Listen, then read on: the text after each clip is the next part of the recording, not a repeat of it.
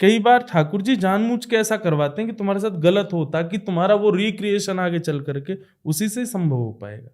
कथा आती है, गोस्वामी तुलसीदास जी ब्याह नहीं कर रहे, लेकिन कथा इतनी अच्छी करते थे कि एक ब्राह्मण उन पर रीझ गया अपनी बेटी के लिए कि मेरी बेटी तो इनसे ही ब्याहेगी। गोस्वामी जी बोले भैया हाथ जोड़वा लो, हम ब्याह नहीं करेंगे। तो महादेव प्रकट हो गए, साक्षात देवादिदेव महादेव प्रकट हो गए। प्रकट होकर के बोले तुमको ये ब्याह करना पड़ेगा, अगर तुमने ये ब्याह नहीं किया तो राम जी तुमको नहीं मिल पाएंगे। तो राम जी मिलेंगे, इसलिए तुलसीदास जी बोले भाई फिर तो महादेव आज्ञा कर रहे हैं, मतलब इससे अच्छी पत्नी तो नहीं मिलेगी। लेकिन क्या हुआ, गोस्वामी जी का ब्याह हुआ। कुछ वर्षों बाद ही उनकी पत्नी के मोह में इतने आसक्त हो गए कि पत्नी ने ही उनको डांट दिया।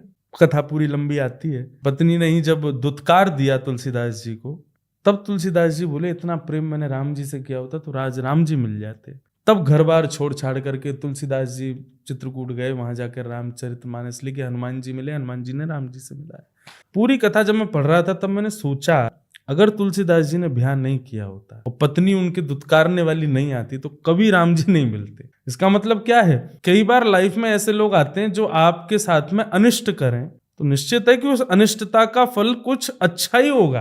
तो आप कभी ठाकुर जी को कोसो मत कि आपने ऐसा क्यों कर दिया, आपने ऐसे व्यक्ति से क्यों मिलवाया। निश्चित ही अभी नहीं, कुछ वर्ष बाद आपको पता चलेगा अच्छा हुआ वो दूषित व्यक्ति मेरे जीवन में आया, नहीं तो आज जो मैं हूं वो नहीं बन पाता।